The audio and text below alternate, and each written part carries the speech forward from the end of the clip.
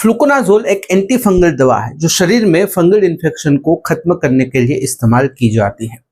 ये azole anti fungal वर्ग की दवा है जो खास तौर पर candidiasis, ringworm, nail fungus, vaginal east infection और क्रिप्टोकोकल मेनिंजाइटिस जैसी बीमारियों में दी जाती है। इसका फायदा यह है कि यह शरीर में इन्फेक्शन की जगह तक पहुंचकर फंगस के ग्रोथ को रोकती है और कुछ ही दिनों में आराम दिला देती है। तो आइए इसके बारे में थोड़ा विस्तार से समझते हैं। सबसे पहले बात करते हैं इसके उपयोग और फायदों के बारे में।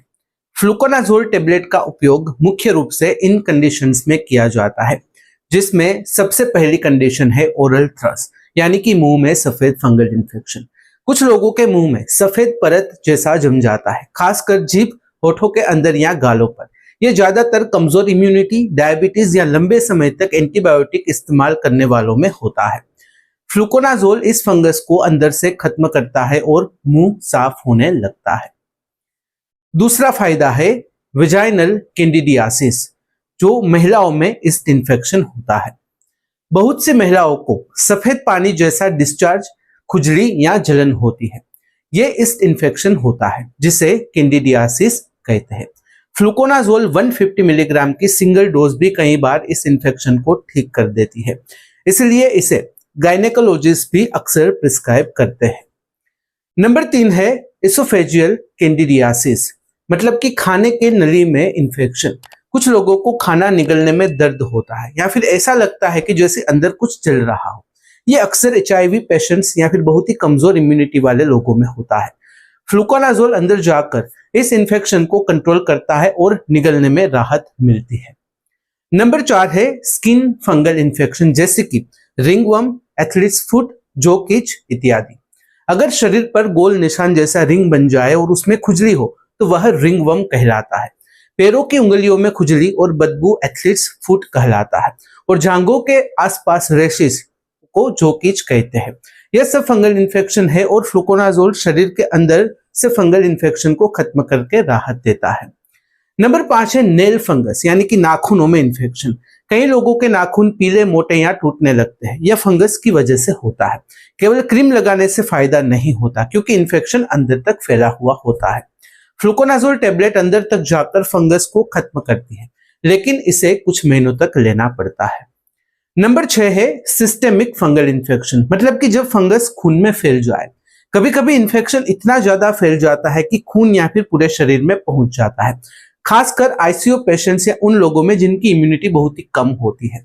ऐसे गंभीर मामलों में डॉक्टर फ्लुकोनाजोल 200 to 400 मिलीग्राम तक डेली देते हैं ताकि इन्फेक्शन अंदर से कंट्रोल हो सके।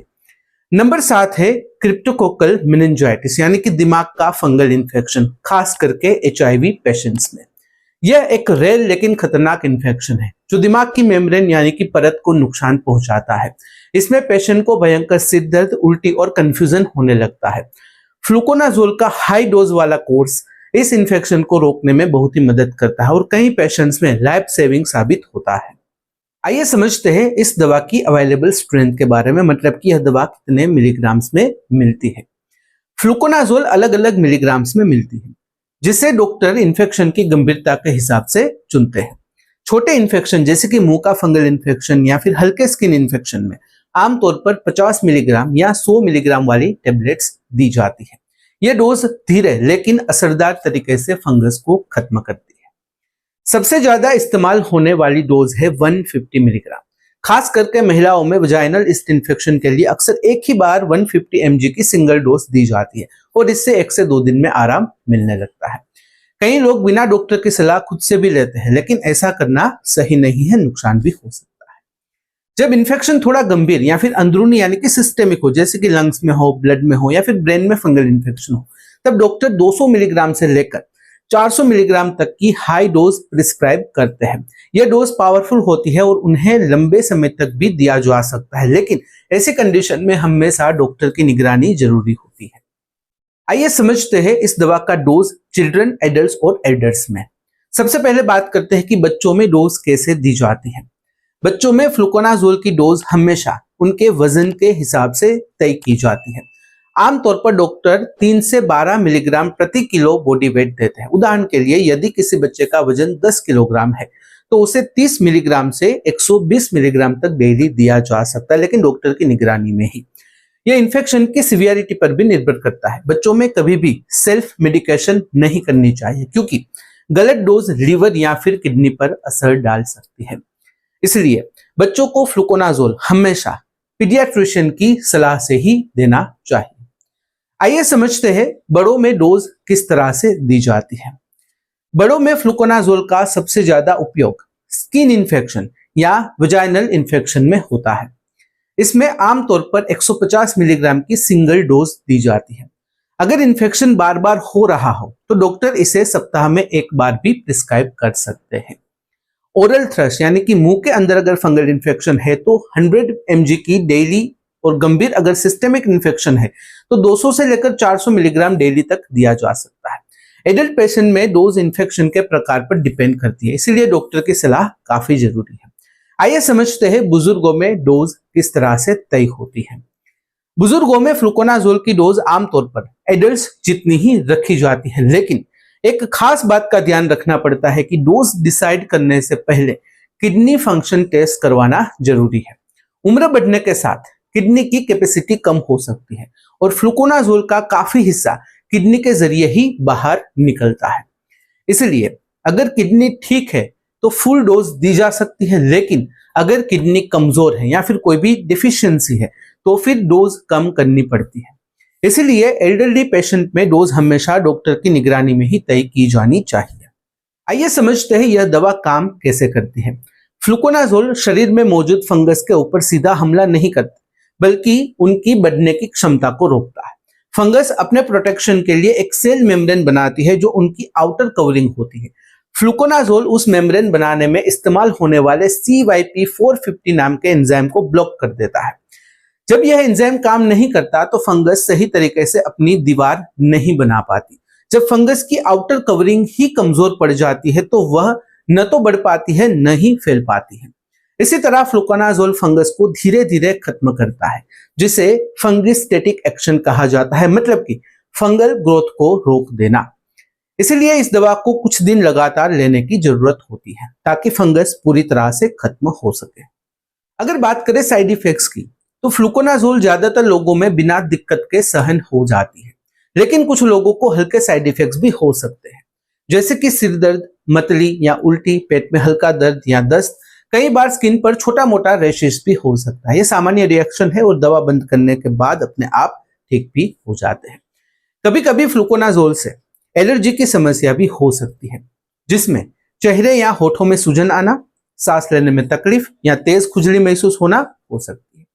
अगर ऐसा कुछ हो तो तुरंत दवा बंद करके डॉक्टर को दिखाना चाहिए, क्योंकि यह एलर्जिक रिएक्शन का संकेत हो सकता है। बहुत रेयर केसेस में, यानी कि बहुत ही कम केसेस में, विशेषकर ज्यादा डोज या फिर लंबे समय तक अगर इस्तेमाल होता है तो फ्लुकोनाजोल लीवर को नुकसान भी पहुंचा सकता है या फिर हार्ट बीट अनियमित कर सकता है। इसलिए जिन पेशेंट्स को पहले से ही लीवर या हार्ट प्रॉब्लम है उन्हें यह दवा हमेशा डॉक्टर की निगरानी में ही लेनी चाहिए। आइए बात करते हैं कुछ प्रिकॉशंस और वार्निंग्स के बारे में। अगर किसी व्यक्ति को पहले से ही लीवर की समस्या है तो फ्लुकोनाजोल लेने से पहले लीवर फंक्शन टेस्ट यानी कि LFT कराना बहुत जरूरी है। इससे पता चलता है कि लीवर दवा को सही तरीके से मेटाबोलाइज कर पाएगा या नहीं। बिना टेस्ट के दवा लेने पर लीवर पर अतिरिक्त दबाव पड़ सकता है और गंभीर समस्या भी हो सकती है। जिन लोगों की किडनी पहले से कमजोर है उन्हें फ्लुकोनाजोल की डोज कम करके दी जाती है, क्योंकि फ्लुकोनाजोल का बहुत ही बड़ा हिस्सा किडनी के जरिए बाहर निकलता है, मतलब कि एक्सक्रिएट होता है। अगर किडनी सही तरीके से काम नहीं कर रही है तो दवा शरीर में जमा हो सकती है और साइड इफेक्ट्स बढ़ सकते हैं। प्रेगनेंसी में फ्लुकोनाजोल जनरली अवॉइड की जाती है, खासकर हाई डोज, क्योंकि फिटस पर इसका असर पड़ सकता है, नेगेटिव असर हो सकता है। अगर डॉक्टर की सलाह हो तो ही लो डोज इस्तेमाल की जाती है, लेकिन बहुत ही रेयर केसेस में। ब्रेस्ट फीडिंग में फ्लुकोनाजोल लो डोज में जनरली सेफ मानी जाती है, लेकिन फिर भी माँ और बच्चे दोनों की हेल्थ पर नजर रखना जरूरी है, उसे मॉनिटरिंग करना जरूरी है और इस स्थिति में बिना डॉक्टर की सलाह कभी भी फ्लुकोनाजोल दवा नहीं लेनी चाहिए। फ्लुकोनाजोल दवा अन्य दवाओं के साथ भी इंटरेक्ट कर सकती है, जैसे कि वारफरिन, फेनिटोइन, साइक्लोस्पोरिन और ओरल हाइपोग्लाइसेमिक्स। इसका मतलब है कि इन दवाओं का असर बढ़ सकता है या फिर कम हो सकता है। इसलिए अगर कोई पेशेंट पहले से ही इस प्रकार की दवाइयां ले रहा है तो डॉक्टर को जरूर बताना चाहिए। अगर बात करें कंक्लूजन यानी कि निष्कर्ष की, तो फ्लुकोनाजोल एक इफेक्टिव और वेल टॉलरेटेड एंटीफंगल मेडिसिन है जो स्किन से लेकर सिस्टेमिक फंगल इन्फेक्शन तक में काम करती है। लेकिन याद रहे, इसका डोज इन्फेक्शन के प्रकार और पेशेंट की कंडीशन पर डिपेंड करता है, इसलिए इसे डॉक्टर की सलाह के बिना ना ले, खासकर अगर पेशेंट प्रेग्नेंट हो, लीवर या किडनी की प्रॉब्लम हो या फिर पहले से कोई दूसरी दवा ले रहा हो। तो यह थी सामान्य जानकारी फ्लुकोनाजोल टेबलेट्स के बारे में। अगर इस वीडियो से रिलेटेड कोई भी सवाल है कमेंट में बेझिझक पूछ सकते हो। कमेंट में अगर आप अनकंफर्टेबल हो डायरेक्टली मुझे मेल कर सकते हो qa.hm@gmail.com पर। तो फिलहाल इस वीडियो में बस इतना ही। आज का वीडियो ध्यान से देखने और सुनने के लिए आपका धन्यवाद। जय हिंद, जय भारत।